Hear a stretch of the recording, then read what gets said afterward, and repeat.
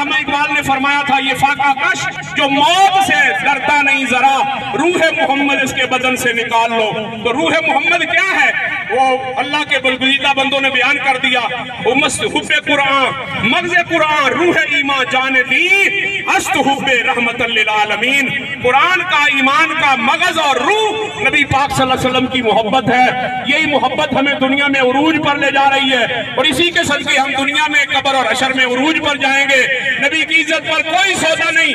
यही सबक हमें बाबा जी ने पढ़ाया, यही हमारे कायदे मोहतरम हर जगह बयान कर रहे हैं। और इंशाअल्लाह तहरीक लब्बैक या रसूल अल्लाह का छोटा से बच्चे से बच्चा लेकर जवान तक इस मिशन पर अपनी जानें कुर्बान करने के लिए तैयार है।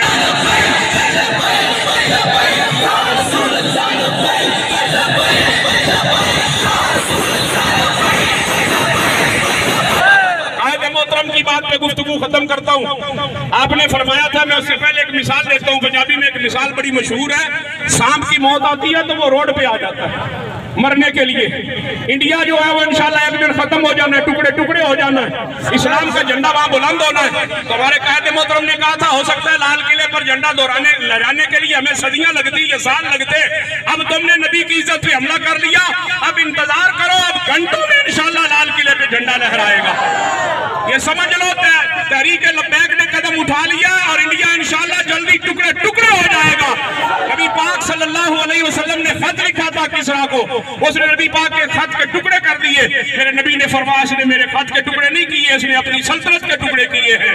नबी पाक की गुस्ताखी करके हिंदुस्तान ने अपने आप को तबाह बर्बाद कर लिया है। इंशाल्लाह ये यहाँ भी जलील होगा और इंशाल्लाह आखिरत में भी जलील होगा।